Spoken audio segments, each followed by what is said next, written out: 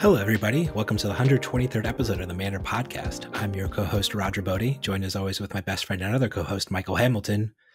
Michael, the holiday season is upon us. Are you all ready for Christmas? Do you have all your gifts purchased and all of your holiday plans set? No, I do not.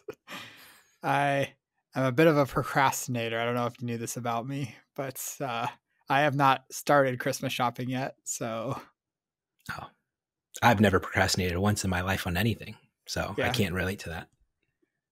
Have you done all of your Christmas shopping then? Oh, no, not at all. I think we're set with Austin's presents. My wife and I talked it through the other day, so I think we're all set on the sun front. But I still need to do the thing where I order my wife's Christmas presents to your house. But you're a jet-setting, traveling man, so I need to pick a good window for when. I guess I could have done it like recently, but I guess in the next few days too. Maybe I'll do it in the next few days. You'll be around for the next few days?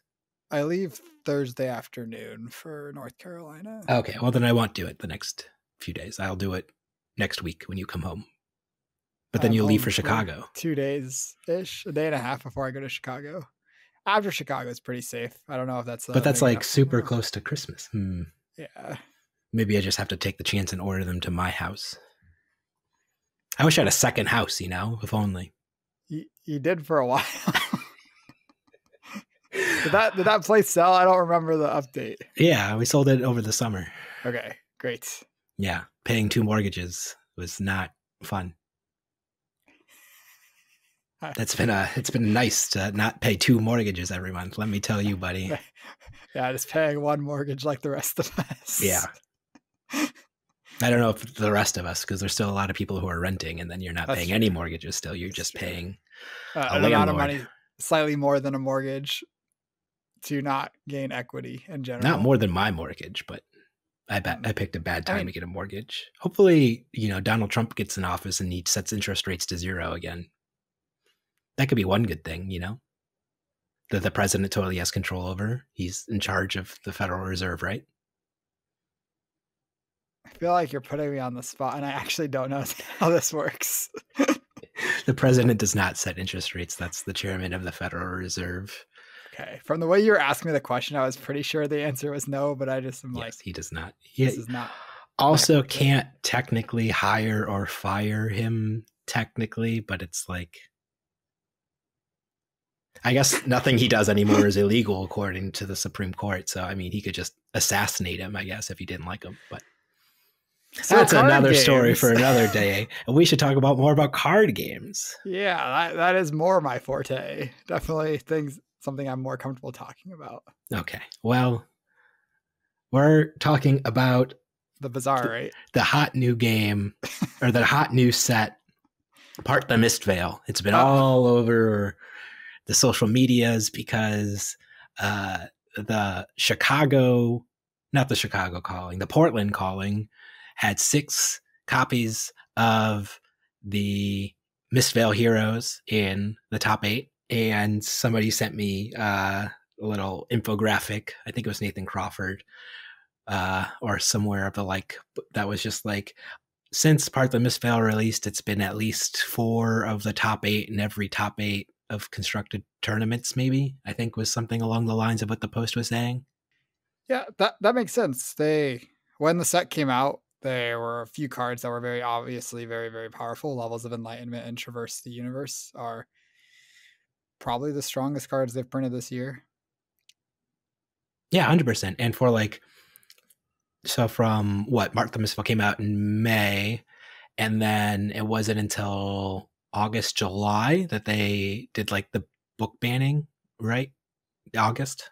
When did the book banning happen? Book banning was in September, because I remember I saw it around camp, around my birthday, and I was like, oh, wow, this will be exciting when I am not busy. That's funny. I remember that Part the Mistveil came out around my birthday, which is how I remembered it came out in May.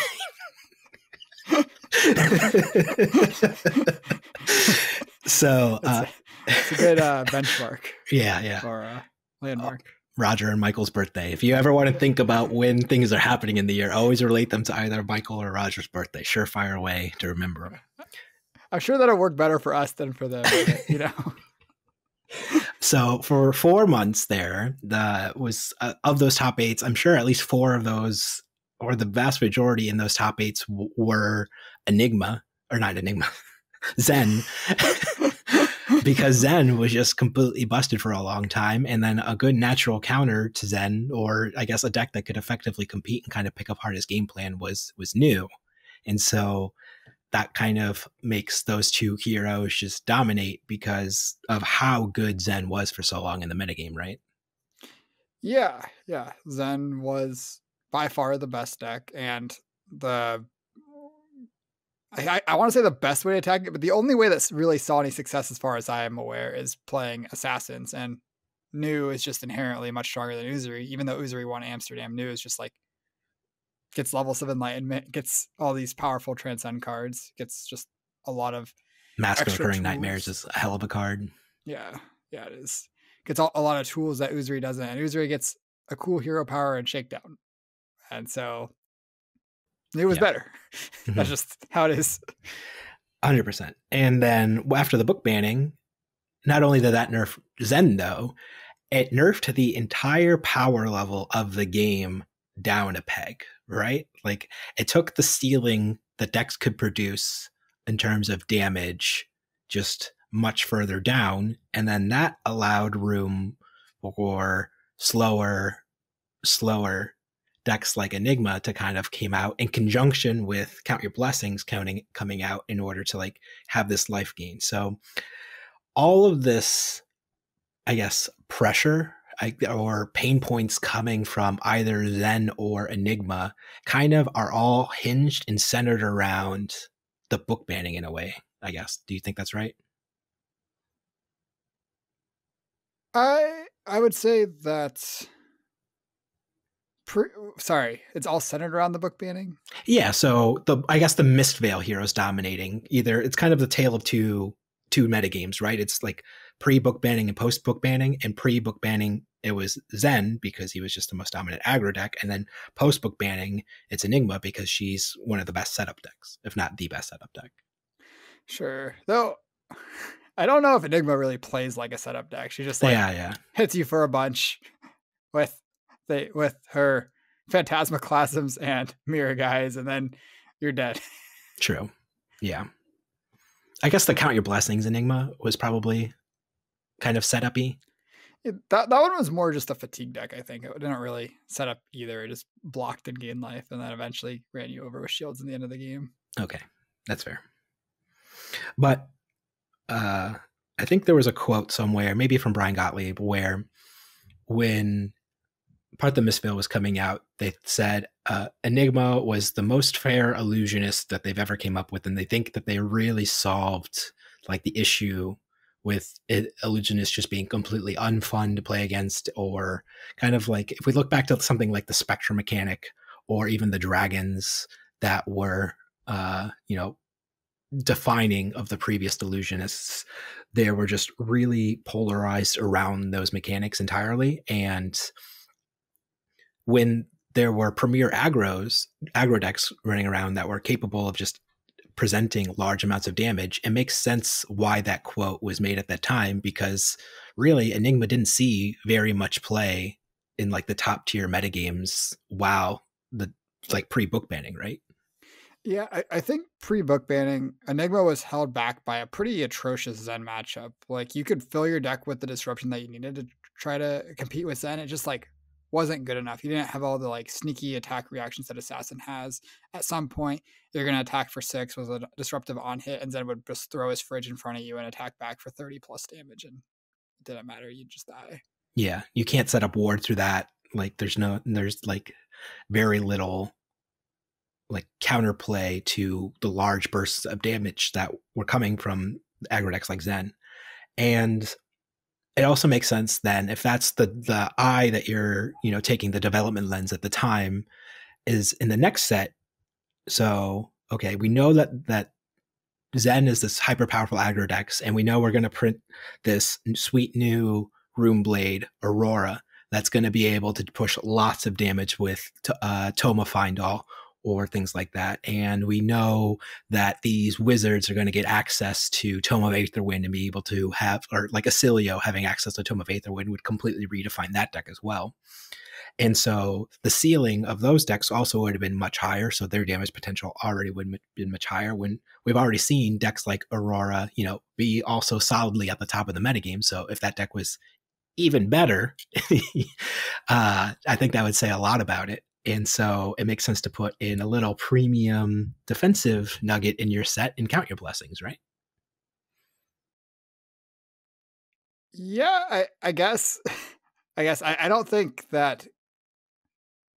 Like I know Count Your Blessings won Worlds, but I still you played Count Your Blessings at Worlds. Yes. Okay. Okay.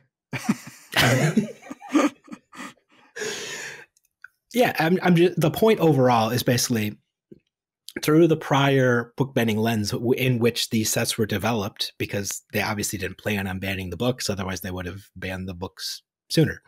And the cascading effect of that has just rippled across the metagame since, to an extent, right? And then we even had another new premier aggro deck in Dash.io, and it got one event to really shine in the hands of Sam Sutherland, and then they lowered that deck's damage threshold again.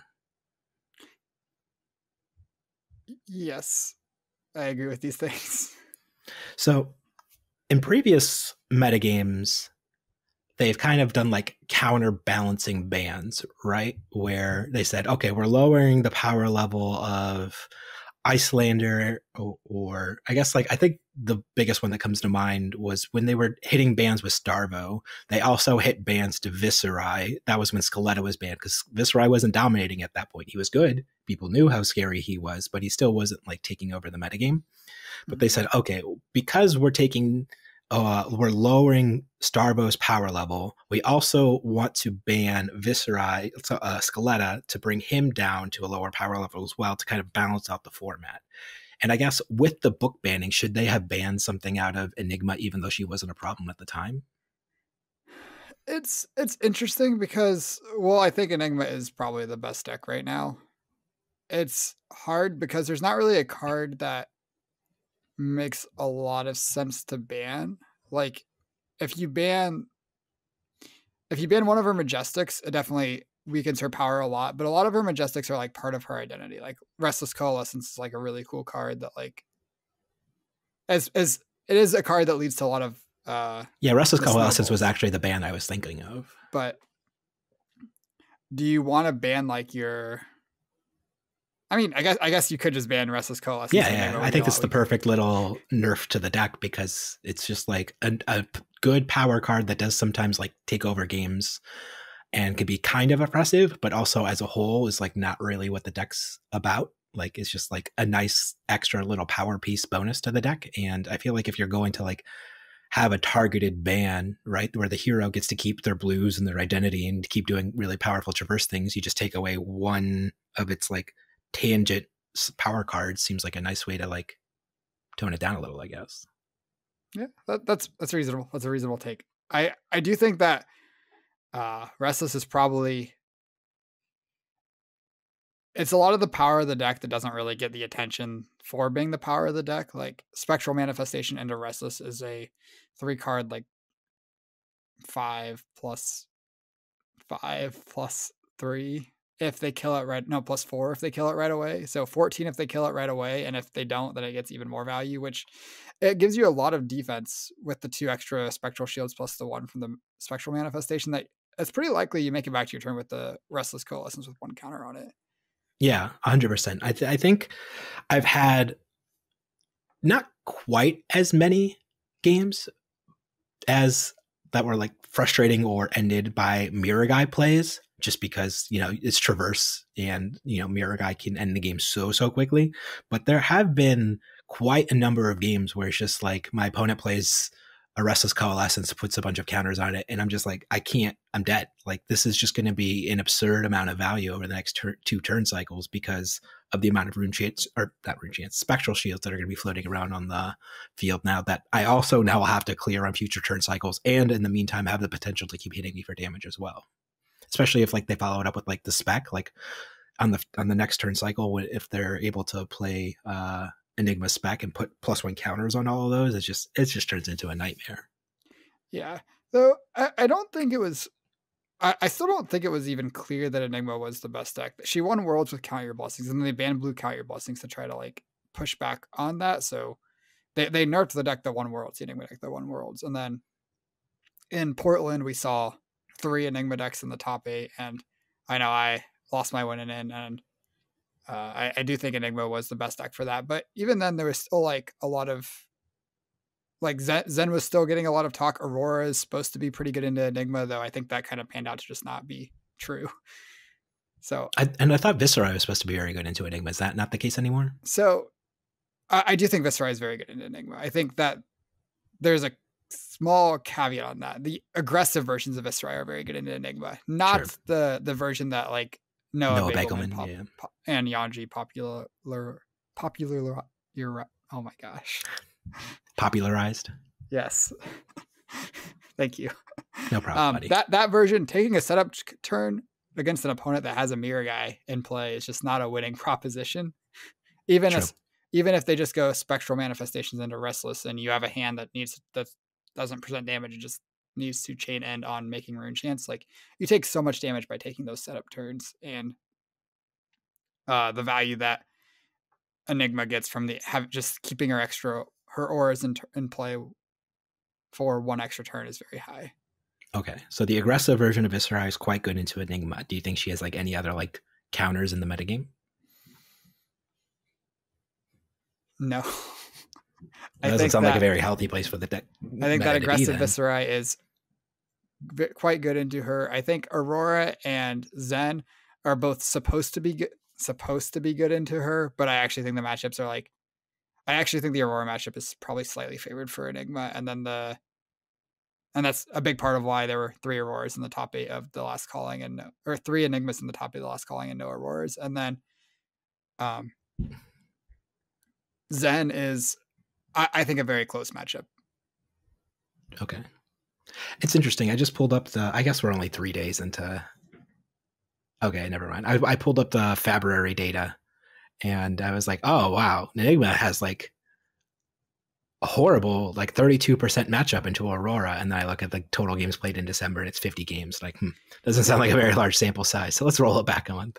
And I also think it's a thing where like at different levels of skill, the matchup changes. Like I think at lower skill levels where Aurora is just kind of vomiting her hand and Enigma's trying to just block it all out, then Aurora is quite favored. But I think that I guess going into what me and Michael talked about on last weekend's pod, or what we all talked about, is I was talking about maybe you're not even supposed to be playing the Arc Lightning Flicker Wisp combo into Enigmas that are being more aggressive, like the deck that we played that has Scars for Scars. I think that's kind of how we found our way to fight Aurora, is we're just making her dead so she can't keep her threatening hands and make her combo pieces a pretty big liability.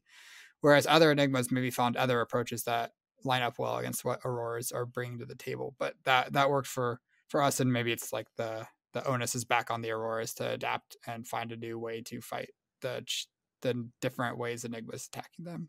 Okay. Yeah, it makes sense. I guess if we look back at last month in November, really her only 2 matchups that look like really bad, and it's at 34% really bad, are Phi and Zen, where Zen's 34 and Phi's 37. But even Aurora last month was at like 42%, which is pretty reasonable on like even like the disparate skill levels, I guess. 42% is definitely a pretty bad matchup if it's a truly representative. Yeah, but I don't think it's that bad. Like if you say like, oh man, one of your worst matchups is 40%, I'm like, oh, that's really good. You know, it's close to a coin flip. Your third worst matchup being 40%, I don't think is a great spot to be in. But I don't think I don't know how many Phis were in Portland. It couldn't have been very many. No. not a very highly represented deck. Not, yeah.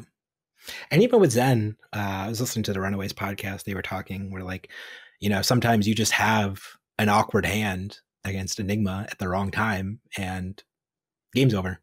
Like, she just gets to land a Mirror Guy or a Restless Coalescence, or just like create a board, or attack you with a Phantasmaclasm on your next stand and ruin that, and just kind of takes over the tempo of the game.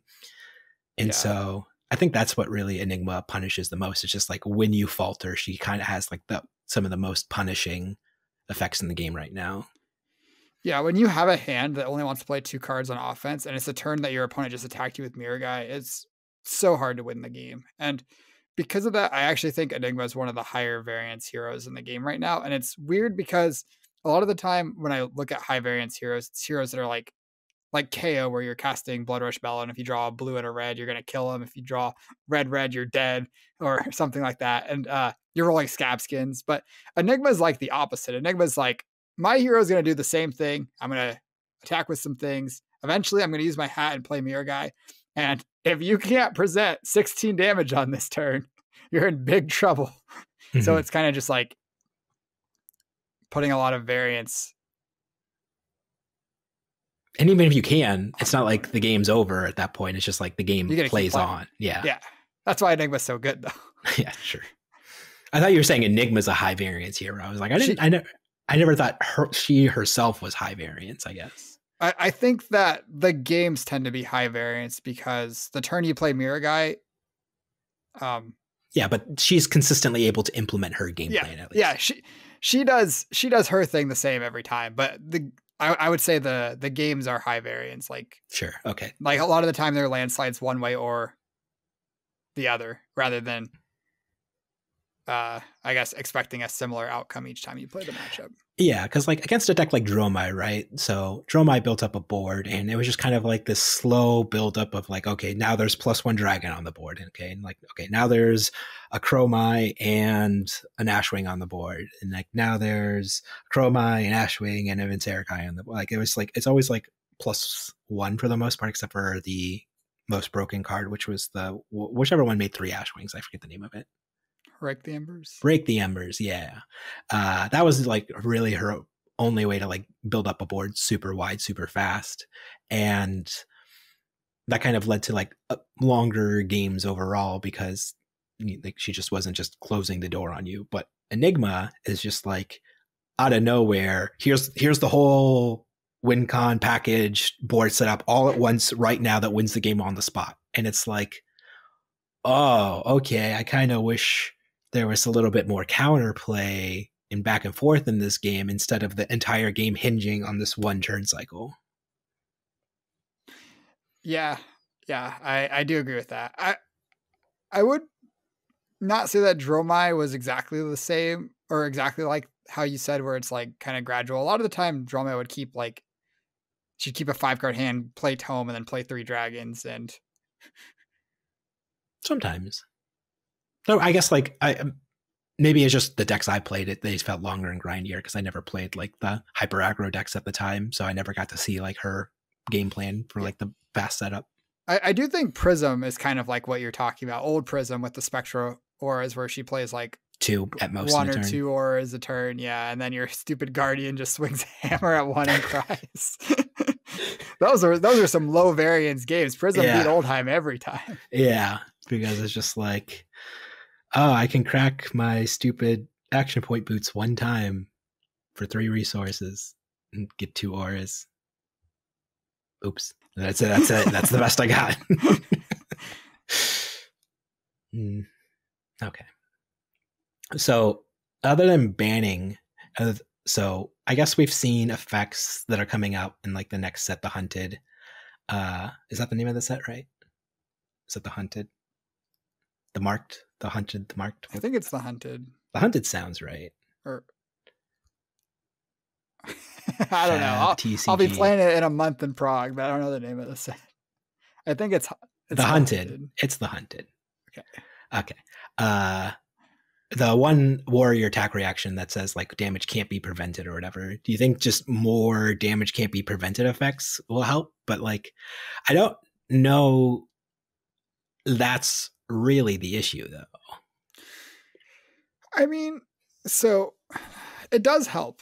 It does help because a lot of the time when you know you can't protect your board, you're just like, okay, I'll give it up. It'll get its value on defense. Like a lot of the time, you'll make a spectral shield with your Enigma hero ability, attack for 2, and then get 1 on defense, and it's like a 0 for, or it's like a 1 card for 3 with go again.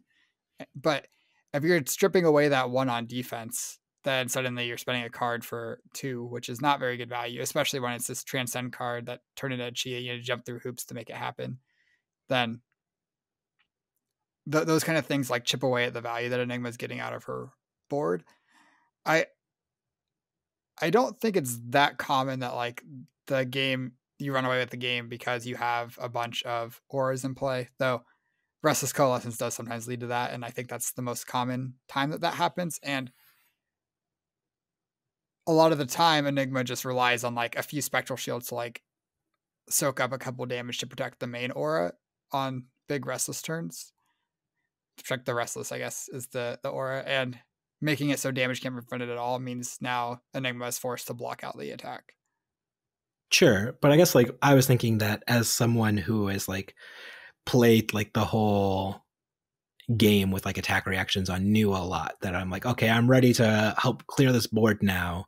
And then it turns out Enigma just has 25 million defense reactions as well in the deck. So it's hard to connect a lot of the time, even after the board's like set up with a mirror guy a lot of the time because of the amount of defense reactions that are still available. Yeah, that's true. I guess this is kind of a different point, but we could go back to the discussion of banning like sync and or fate as a pretty direct nerf to Enigma. I think Enigma is the best deck that plays those in the most matchups of any of the viable decks right now.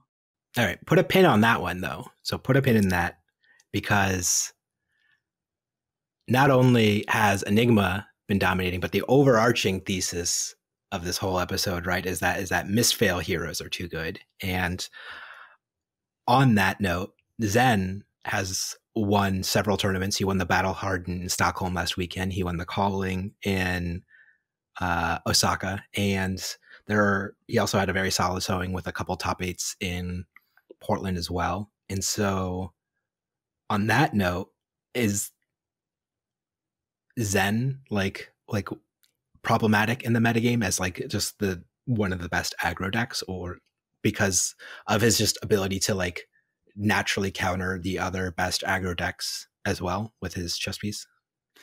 It's kind of funny how good Zen still is, despite getting both Bonds and Art of War banned. Yeah, I mean, it makes sense, right? I mean, they designed him to be, or they LSS knew he was going to be a top tier hero or a very good hero, even without Bonds, right? Like if they weren't testing him with Bonds and they thought he was good to go out the door and then compete in the metagame, and they go, oh, oops, he's supposed to play Bonds, and then he was way more powerful.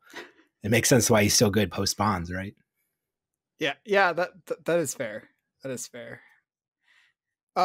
Yeah, Zen's very good. I think that I do think that Enigma's better right now, but I think it's very close, and I think that that matchup between the two heroes is quite close. And if you want to beat up Aggro Viscerai, I got the deck for you. Like you said, his chess piece making that Zen State token kind of on demand, especially when combined with Traverse, is really, really powerful. The fact that you can just like block hat and chest on the first thing, and then after the chest has blocked the 2, when they go to close the chain or pass priority or whatever, then you can then make the sacrifice it and make the Zen State before it is destroyed from blocking. It gets quite a lot of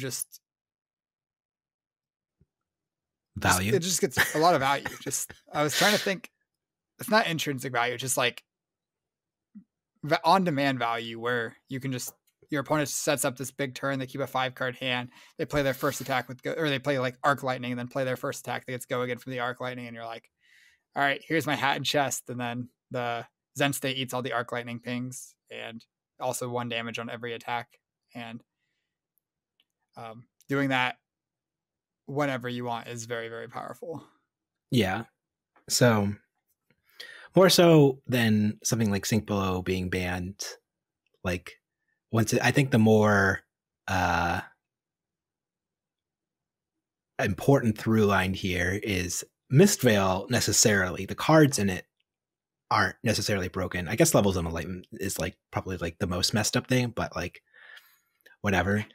I think all the equipment in part the Mistveil was way too good. I guess the illusionist shoes or whatever, they're like fine. But we look at Mask of Recurring Nightmares, Traversive Enlightenment, the Kasaya, right? That's the name of the 12 petal Kasaya. Traverse the Universe? Yeah, Traverse the Universe, 12 petal Kasaya, and Mask of Recurring Nightmares. What did I say? Did I mix up names? You said like Traverse the Enlightened or something. Oh, my bad. This is fine. It's fine. Yeah, Traverse the Universe, 12 petal Kasaya, and Mask of Recurring Nightmares are all quite powerful equipment. Yeah. And I remember last year when they did a bunch of bannings and they were talking about Prism in particular, they said, well, we're really hunkering down on the sips, the start and play, stay in plays.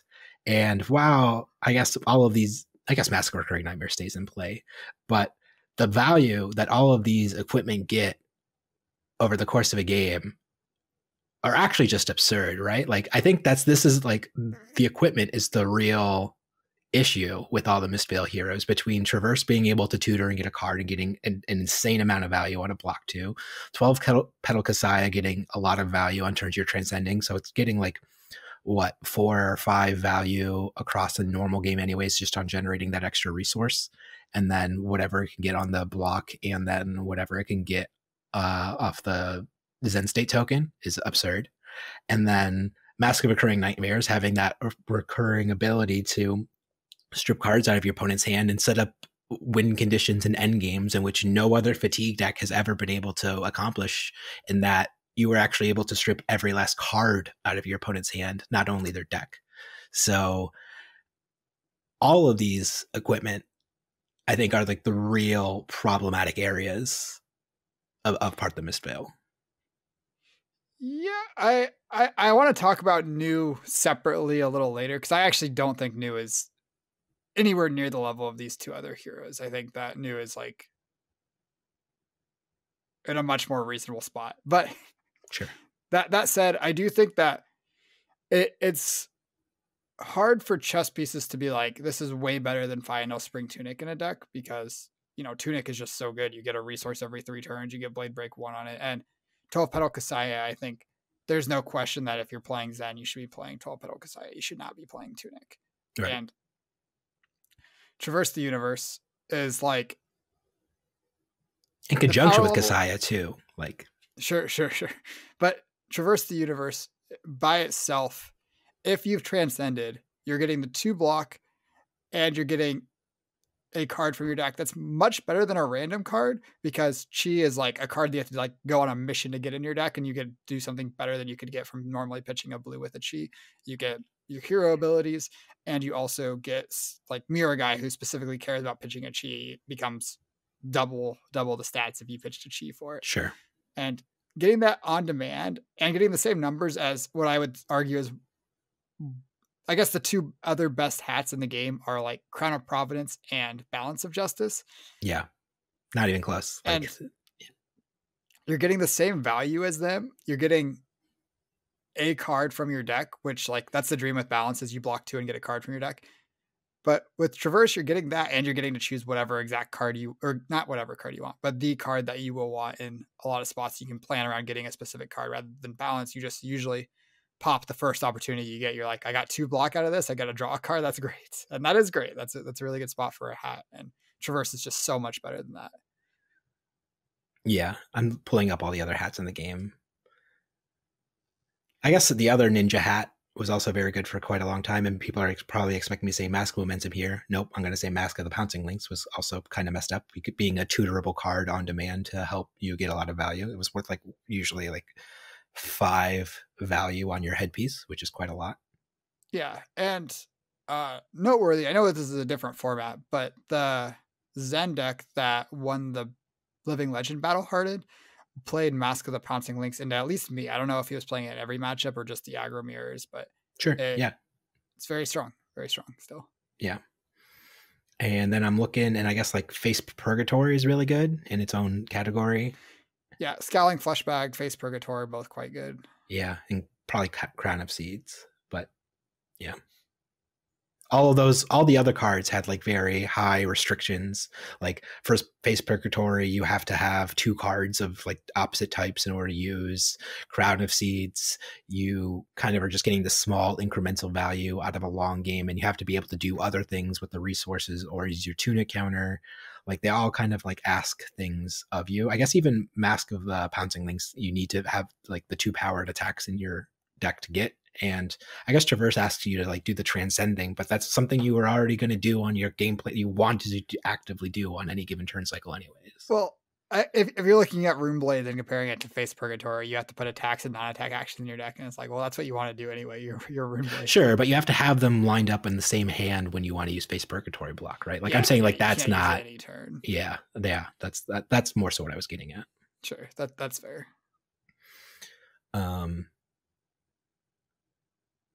So should they have banned Traverse?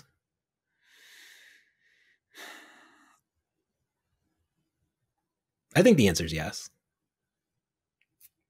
That's probably a controversial take, and I guess it'd be the most expensive card they ever actively banned out of a meta. But like, if it's a design mistake, it's a design mistake, you know? Like, yeah, I do think Traverse was a mistake. I think they said as much. Brian has said on many podcasts now at this point that they overstated Traverse the Universe. Yeah, I believe he said it should block 1 instead of 2, which would definitely make it notably worse, but I'm not sure that would fix. I shouldn't say fix. I'm not sure. That would definitely be a decent nerf to both Enigma and Zen, and it would make Zen a lot of Zen's turns where you're attacking with a 6 power disrupted thing. You can't throw the fridge in front of that with Traverse, so that would have been pretty substantial, especially back before where he was trying to just like play a 6-card Art of War hand. Yeah, per Enigma, it's probably still not really what the game's about. It still kind of boils down to post that attack or whatever. Once they're ready to set up and go, then like they're going to do their thing. But it's at least like an extra point that could matter, I guess. I don't know. But yeah, that's not the world we live in anyways. The 1 life would matter. And I do think that there were times where the turn that you would use Hat to make your mirror guy, you would be able to protect like 1 shield or something that helps protect the mirror guy in the future because Traverse blocks 2, and then you get to turn on your shoes when you play the mirror guy, which blocks 3 more, and you can protect a little bit of a board that way. Yeah, I was going to say, or the mirror guy's in your arsenal, but then you could always just play it in response to a Command and Conquer trigger anyways. But yeah.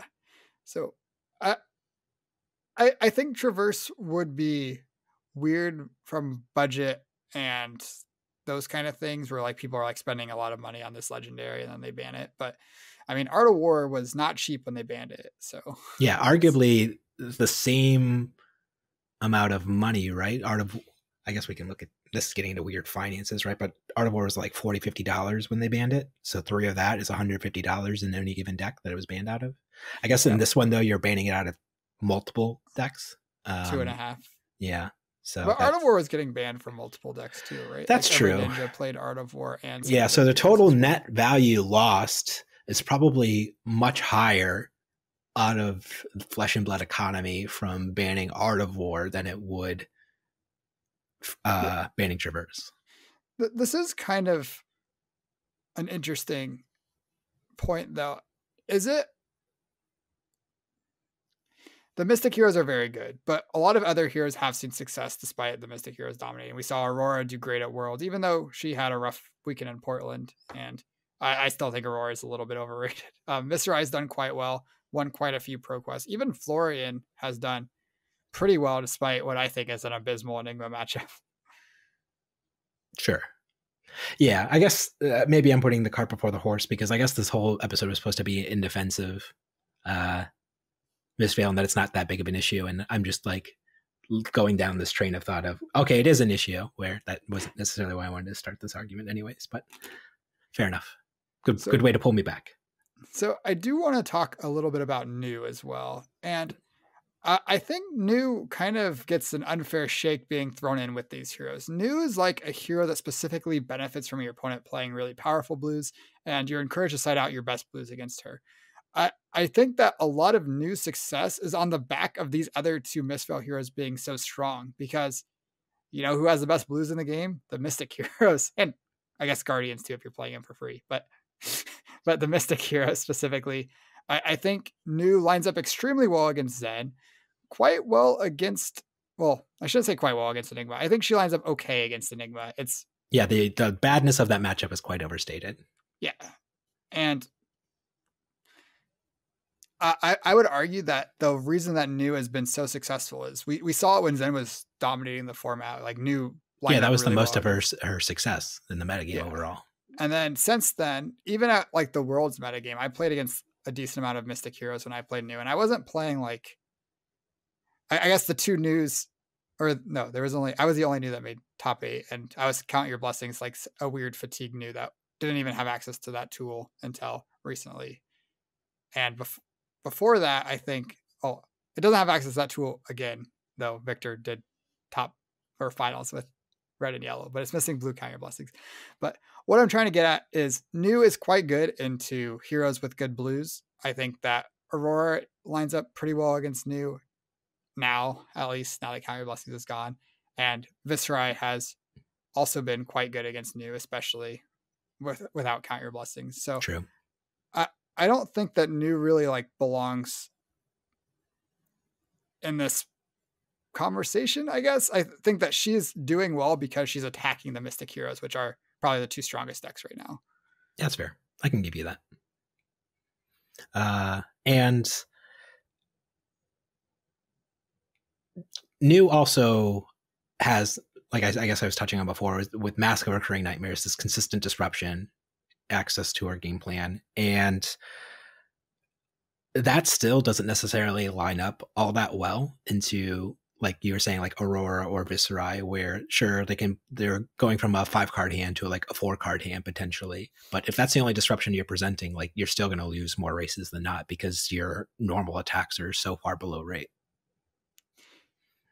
Yeah, though your normal attacks do have disruption attached to them as well for the most part. I think that's like Sure, I was thinking cards like Blue Bonds of Agony or like stuff like that. Oh, yes, and it's definitely not free to transcend, and I think New is the worst of the 3 heroes at transcending because you don't have that many blue cards that are great on their own.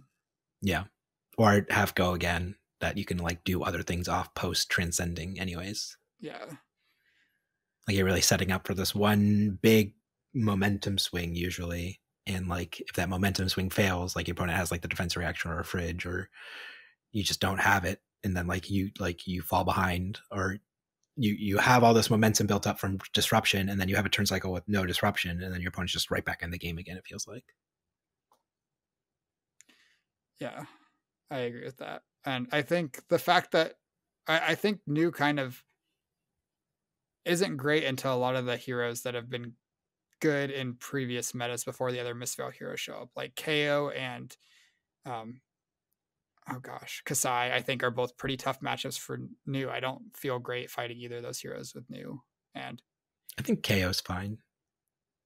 Sure, if you have like I don't know. KO has some good blues to play still. The KO's good blues can be a liability in that matchup. You say like she's best when your opponent has good blues, like KO's blue 5s and stuff like that are still things you're. That's fair. She has game into KO, but it's not like she's really preying on KO, I guess. Yeah.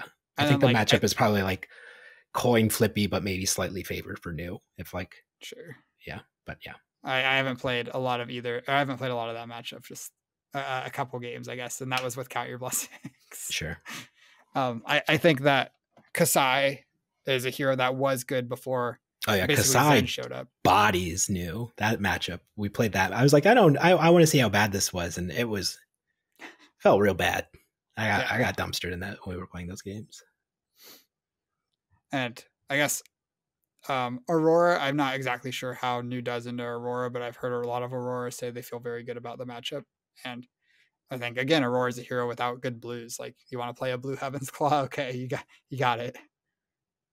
Yeah, it is not my favorite matchup for sure. So I think that New both lines up well against these Mistveil heroes, and they're basically forced to sideboard out a lot of the cards that make them as powerful as they are. Like Levels of Enlightenment is a very, Oh yeah, I very have a messed up real good card. Enigma matchup on new when they leave in Levels of Enlightenment. That matchup is so much better when they leave in Levels. And new just says the cards that make your hero as strong as it is, you just can't play them against me. Yeah. Yeah, that's why I think we've seen a lot of success from new, despite being, I think, objectively not as powerful as these other two heroes. Fair. But still, if the other two heroes are problematic, banning Traverse out of them makes sense because it also then doesn't hit new either. Sure.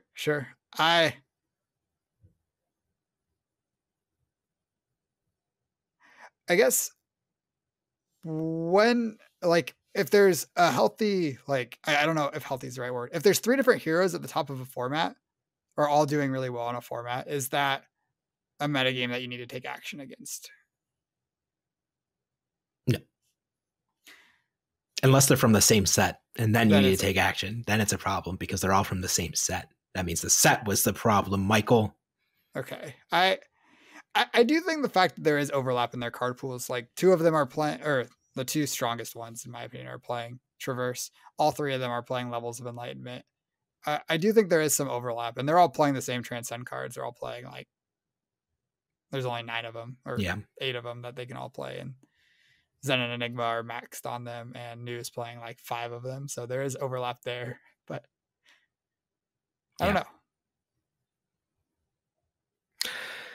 I don't know either, but I also think it's silly to a certain extent to be this frustrated with Mistveil at this time as well. That kind of erupted after Chicago because Portland. We're supposed to, Portland. Sorry, Chicago's happening in next week. Out of Portland, because we're gonna get a whole new set, and like we've seen already a couple of cards that seem like they have game into kind of Enigma or like these heroes. I guess Zen kind of gets a boost in whatever these new ninja cards are. Maybe. Yeah, we'll see. Zen decks are pretty tight on playables. I think there's not a lot of cards that Zen's really looking to cut right now. Yeah. And I guess like the biggest thing is could be like maybe new getting some cool new assassin cards out of the set potentially. Like that could be a pretty big power buff to her because like you were saying, like a lot of her individual cards are kind of mopey when you look at them. So maybe she can improve some of those. But it's a set focused on reds, and she's still a hero that is wanting to play 30 blues at any given matchup. So, and also I think if these decks are like anywhere close to mono red, like we saw Dromai, and even like current Phi decks are pretty close to mono red right now. I think these decks might be pretty tough for new to play against. Yeah, that's fair. But it's going to be a whole new metagame. And like, also people kind of bash me when they like I've been brought up this point where it's just like a card come out in the supplemental slot that kind of shakes things up as well. And I guess having this much frustration, I guess I feel silly for even asking for bans now throughout this episode too. I don't know why I got so hung up on that, but the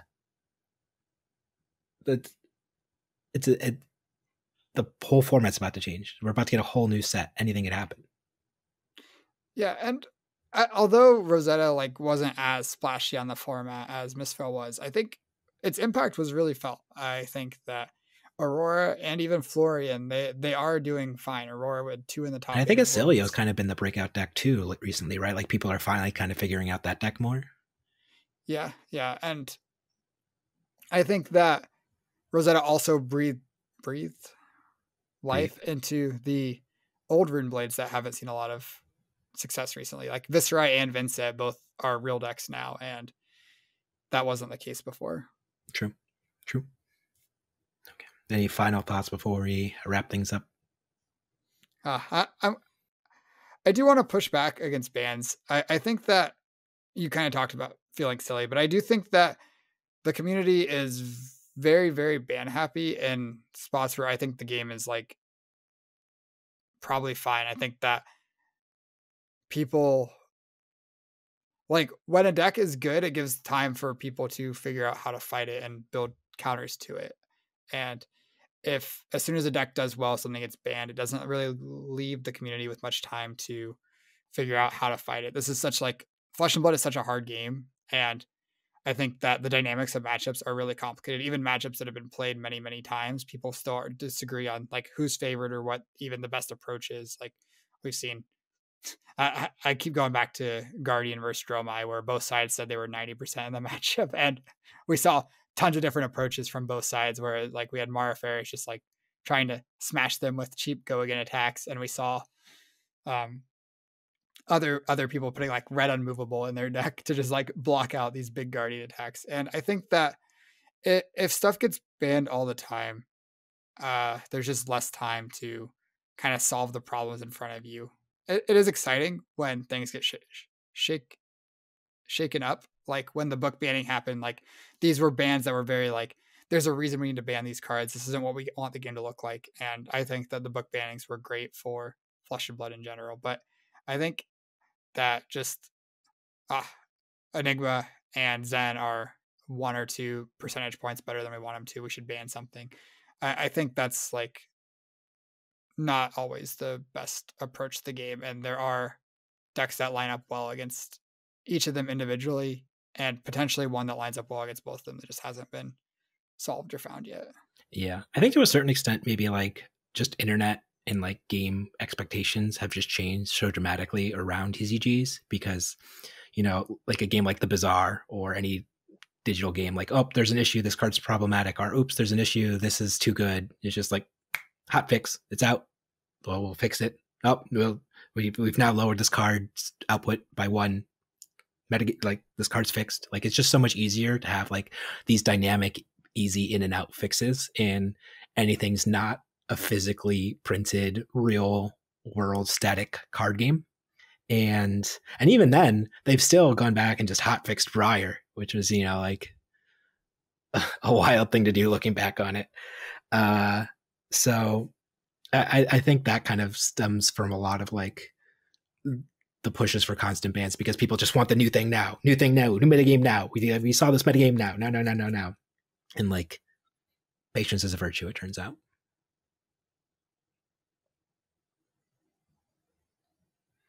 Well, the next time you are being patient, always remember, mind your manners.